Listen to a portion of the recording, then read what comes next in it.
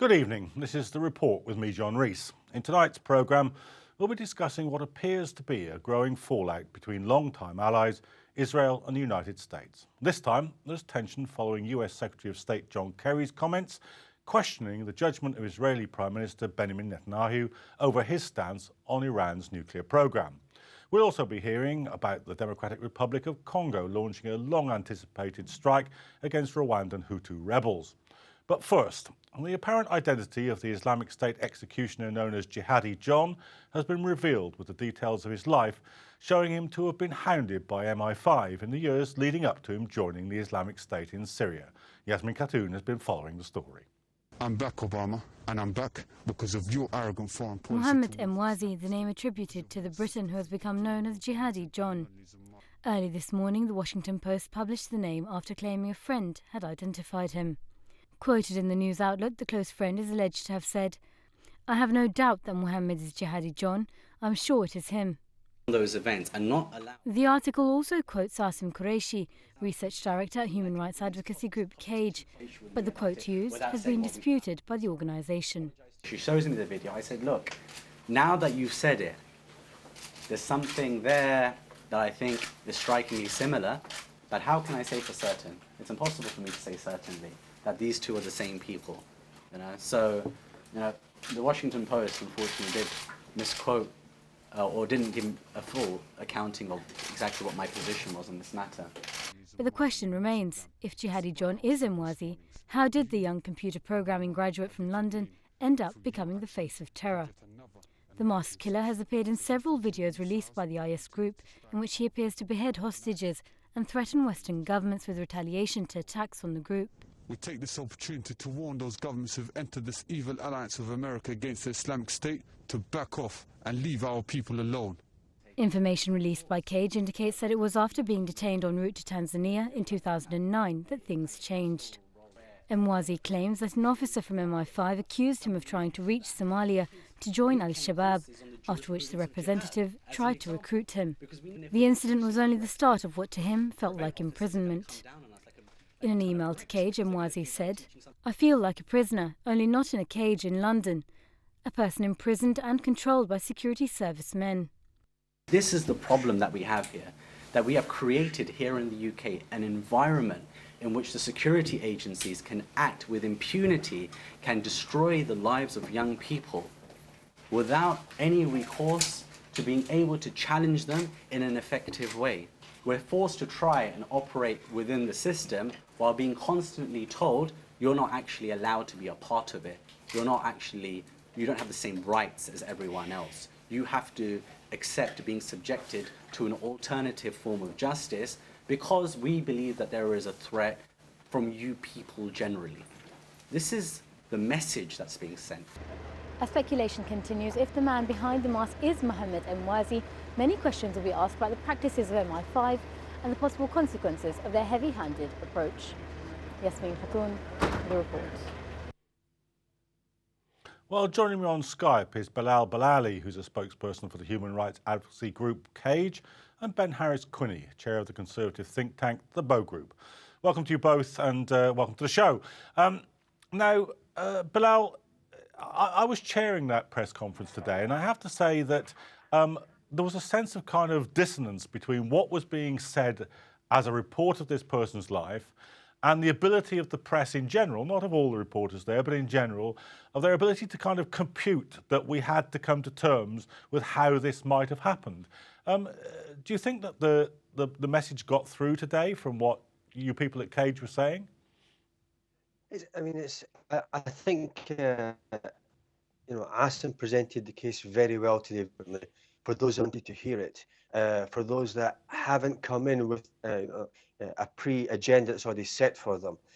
However, for those that were listening and actually wanted to learn more about Mr. Emwazi, the alleged Jihadi John, then it was an eye-opener for them, and it asks some serious questions of the government with regards to their whole policy, not just foreign, but now we're talking about internal policy here in the UK, and how MI5 are able to act in a way in which they can't be held accountable and basically destroy a young man's life and force him to go and do the unthinkable. Okay, Ben, there's a pattern emerging here, isn't there? Because the killers of Lee Rigby were known to the security services. This man, Jihadi John, as he became known, was known to the security services, and indeed they tried to influence him and perhaps to recruit him. The Charlie Hebdo killers were known to them. The killers in Denmark were known to them. There's something not right here, isn't there? Well, I think that is the only criticism you could lay at the door of the intelligence services. I think to say that anything the intelligence services have done have turned this individual into the psychopathic killer that he clearly now is would be, I think, quite wrong. However, clearly the intelligence services are surveilling a large number of people. I think, in my view, actually too great a number.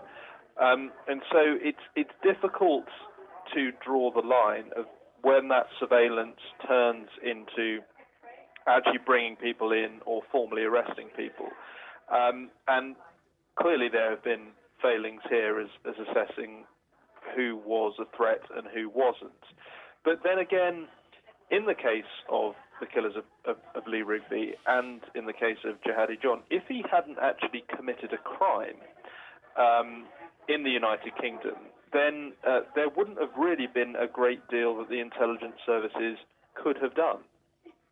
Indeed, but isn't the problem that in the case of Lee Rigby's killers, and quite conceivably in this case, instead of, if he hadn't committed a crime, then trying to put him in a program which would perhaps diminish that instinct in him or diminish that possibility of him developing in that way, they tried to recruit him. And for somebody who must already be in an unstable frame of mind, that can't help but further destabilise them, surely?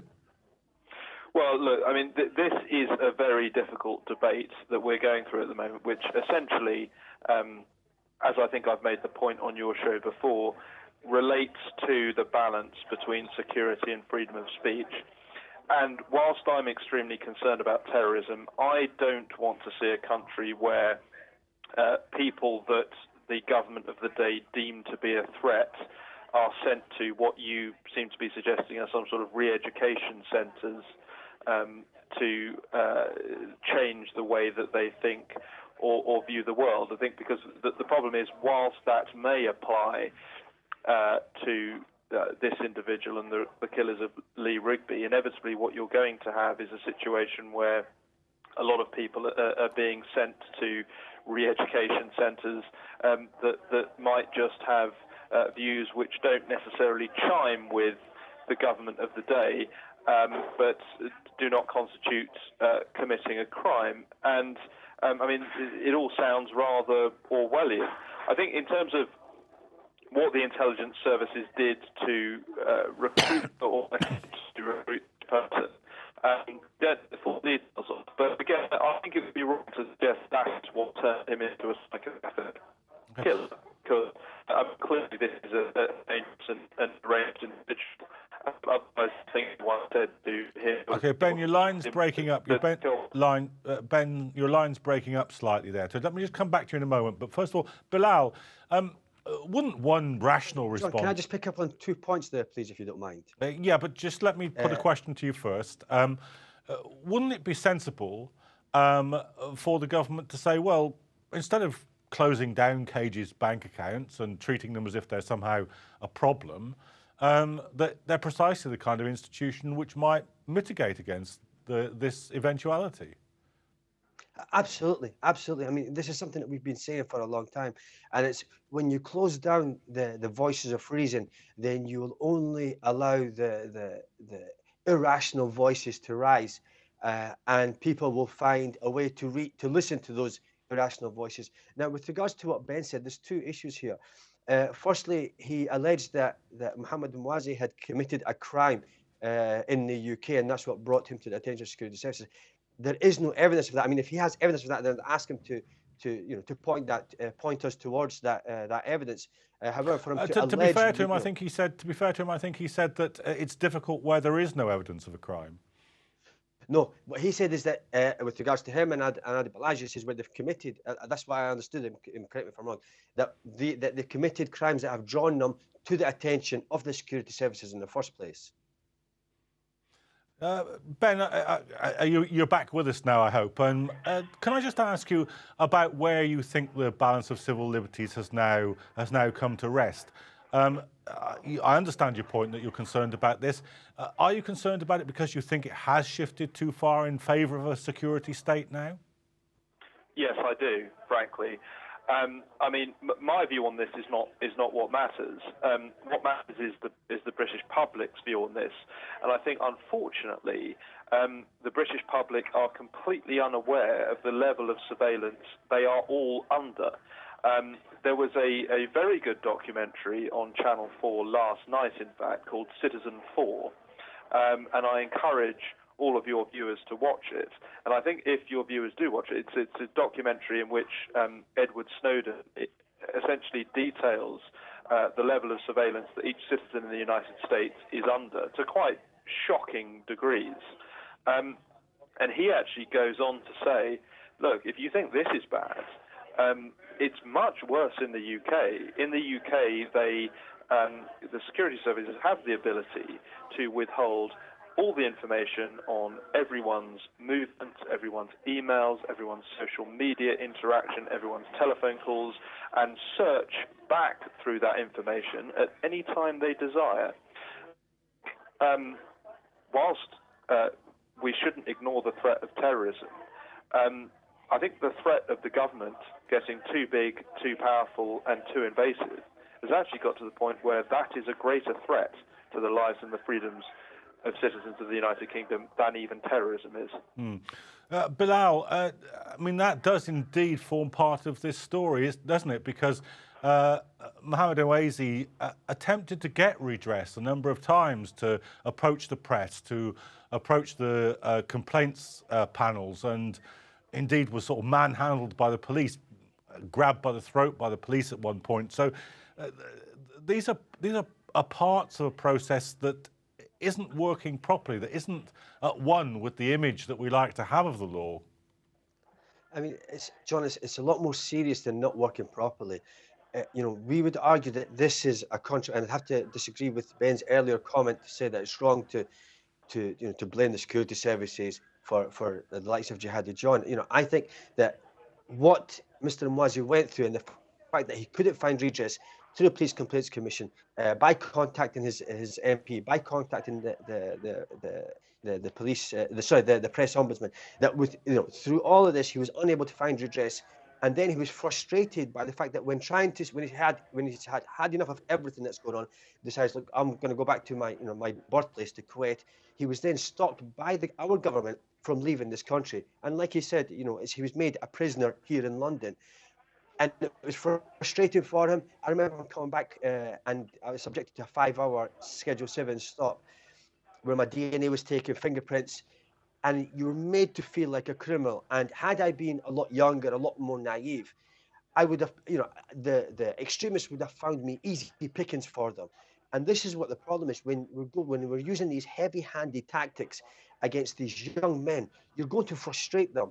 And if they don't find redress, if they think there's no justice, then they're gonna act out in a very unreasonable and illogical way.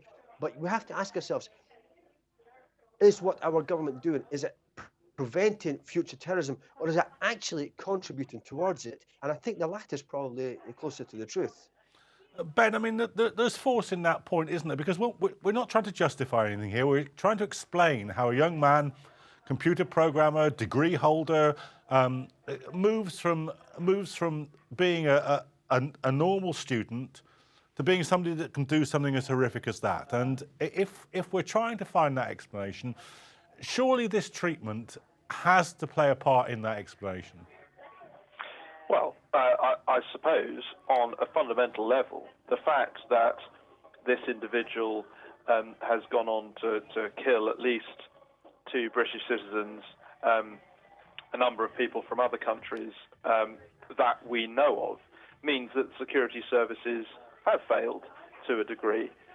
But I think, again, there are a number of issues where the security services have succeeded. We know that there have been a number of severe threats to the United Kingdom and to UK citizens abroad that the intelligence services have managed to prevent. I think the real question is, would they have been as effective in preventing those attacks and preventing future attacks with a different set of tools, a different approach, and perhaps not so great a power to surveil the citizens of the United Kingdom.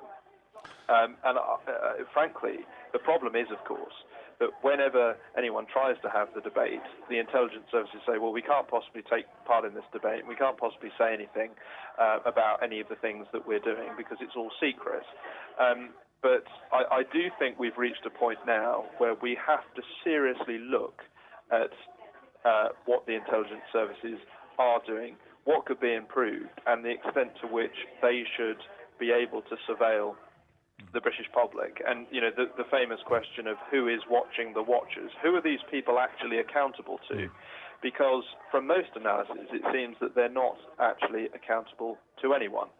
And so when these problems occur and these failures are made, there's very little accountability at all. There's often an internal review process, and so the relevant bodies look at what they could have done better themselves.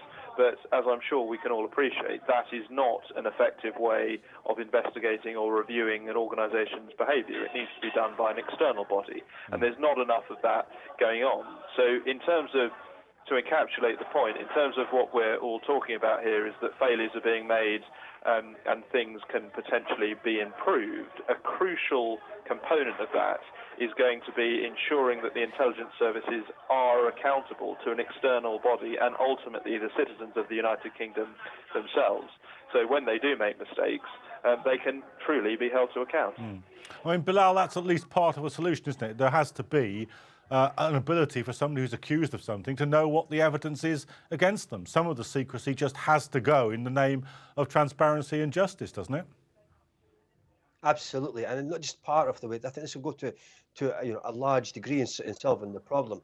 We're not talking about just intrusive behaviour by the security services. We're talking about a case of harassment. I mean, there's no other way to describe it.